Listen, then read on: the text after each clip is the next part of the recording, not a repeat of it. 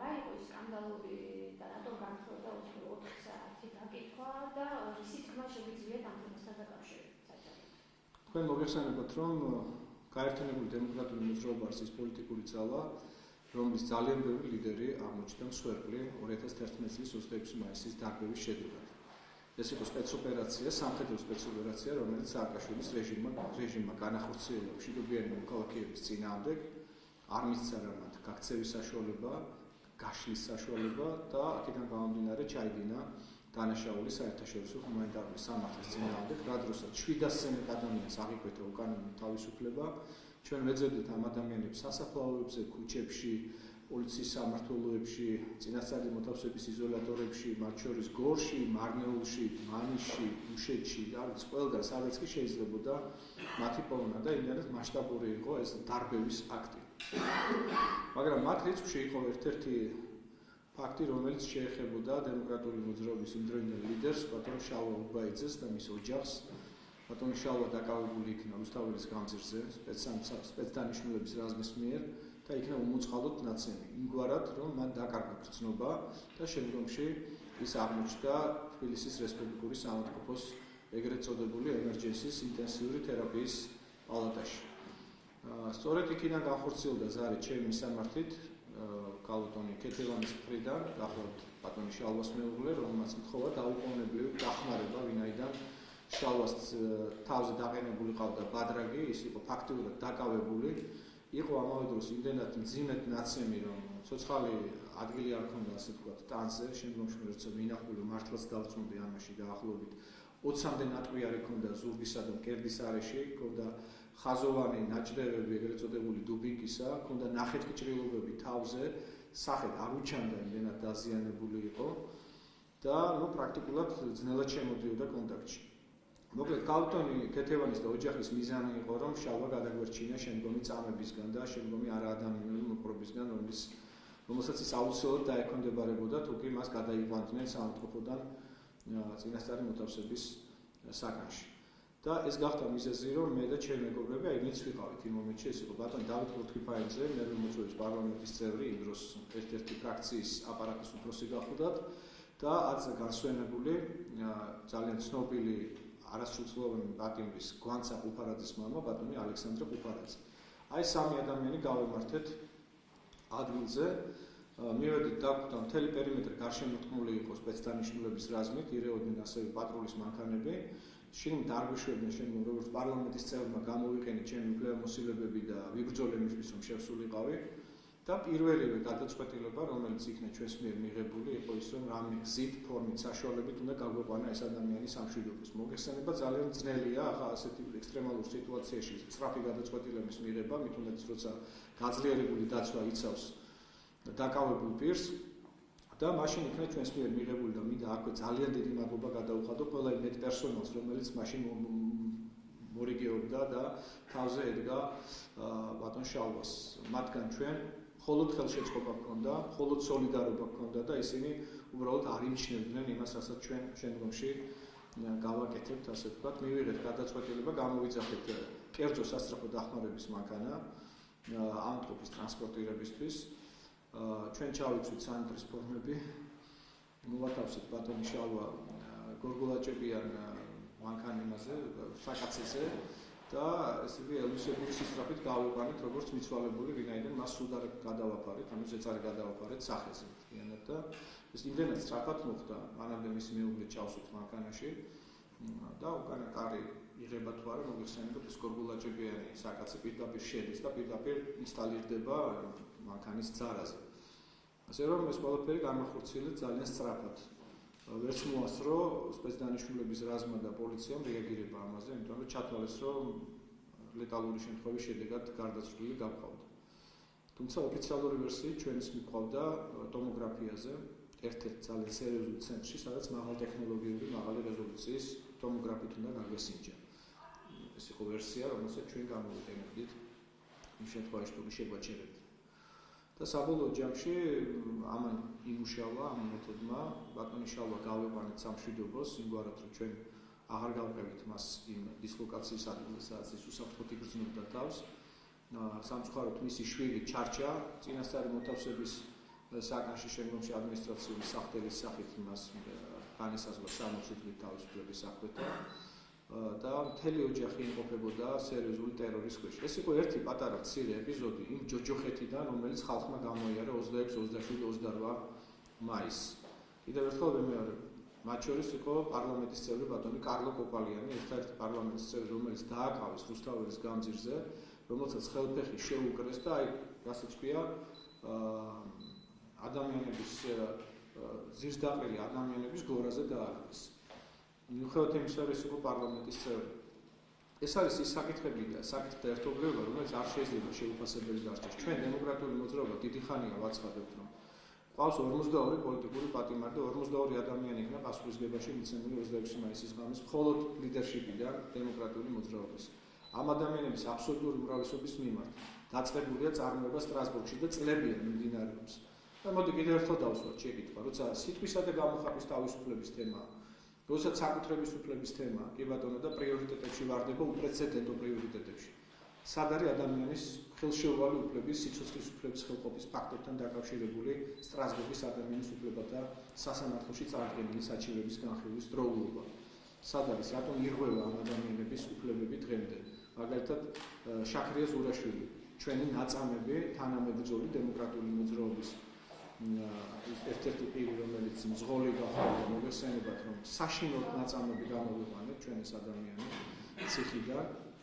დღემდე უშედეგოდ ითხოვს საკუთრების უფლების აღდგენას, მას ჩამოთმეული აქვს საკუთრება, ასევე არ არის განსაზღვრული კომპენსაცია მის მიმართ და საერთოდ სახელმწიფო მრავალდებულებები უნდა იყოს, ეს არ არის განსაზღვრული საბოლოო ჯამში. რა მიმდინარეობს ზიება, რა პროცესშიც თქვენ იყავით ჩართული და ვის წინააღმდეგ, რა საქმეზეა საუბარი? უკანონო თავისუფლების აღკვეთისა, ცემისა და წამების ფაქტებთან დაკავშირებით, როგორც მე ვარაუდობ, კონკრეტულად მე როგორც მოწმე, რა თქმა უნდა, არა ვარ უფლებამოსილი კვალიფიკაციაზე ვისაუბრებ, მაგრამ ყველა ეს ჩემს მიერ ჩამოთვლილი ასე ვთქვათ, ქმედება, მართლსაწინააღმდეგო ქმედება, რომელიც სისხლის სამართლის კოდექსით არის განსაზღვრული, რეალურად სახეზე გვაქვს.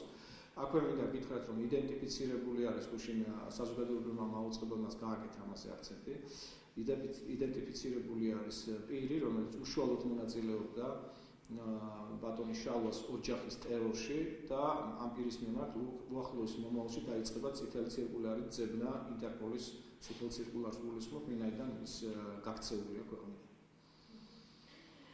რაც შეეხება მეორე თემას, რომელიც ასევე აქტუალურია, განსაკუთრებით ბოლო პერიოდში შეეხება ნარკოპოლიტიკას. ერთი ჯგუფი არასამთავრობოების სახით, რომელიც ითხოვენ ნარკოპოლიტიკის შემსუბუქებას და ის უფრო სხვა მოთხოვნებიც არის ლეგალიზაცია, მოყვანა და ასე შემდეგ.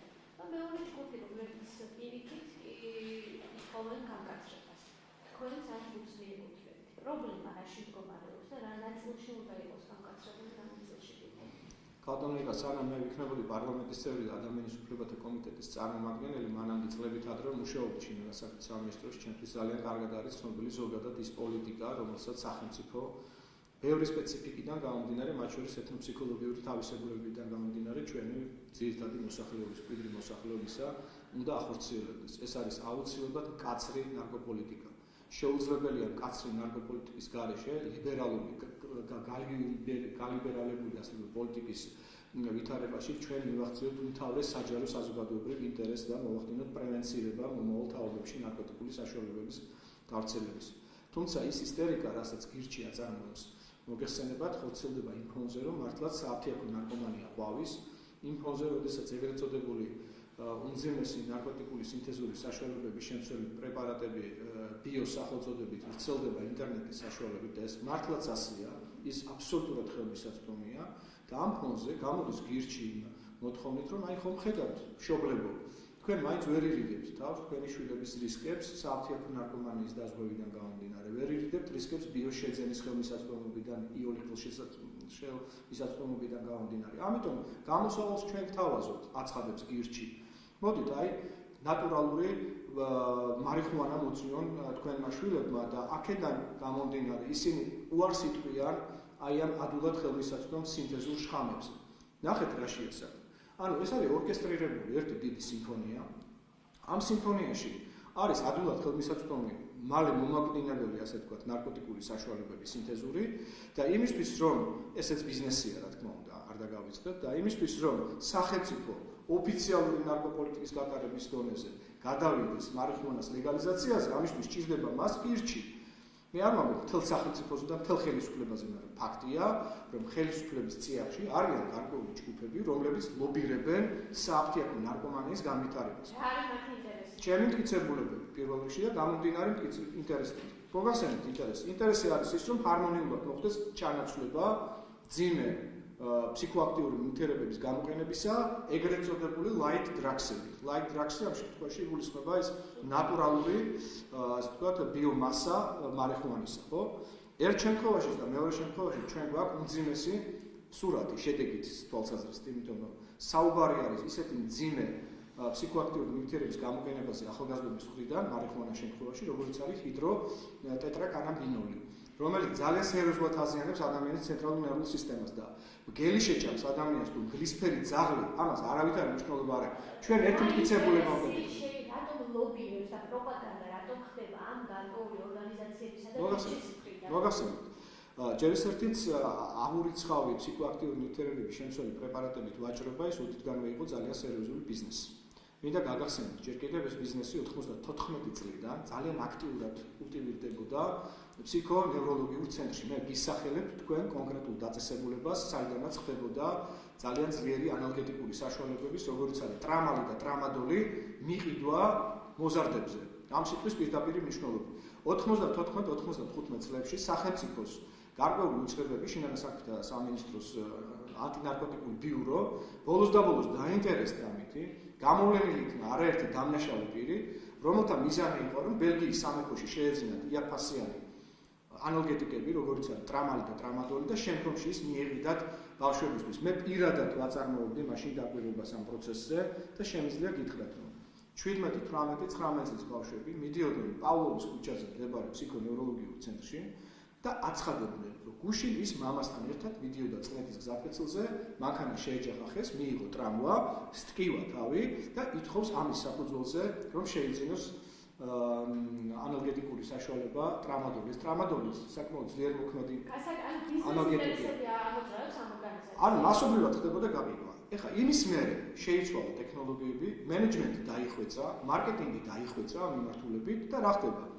გვაქვს მაგალითად პრეპარატი ლირიკა, რომელზეც თქვენ ყველამ ძალიან კარგად იცით, რომ წლების განმავლობაში ამით წამლავდნენ ახალგაზრდობას და ლირიკა ეს ლირიულად ასე ვთქვათ მეტყველი ჟღერადი უпростоრად პრეპარატი ჩაანაცვლა გრამოდინმა.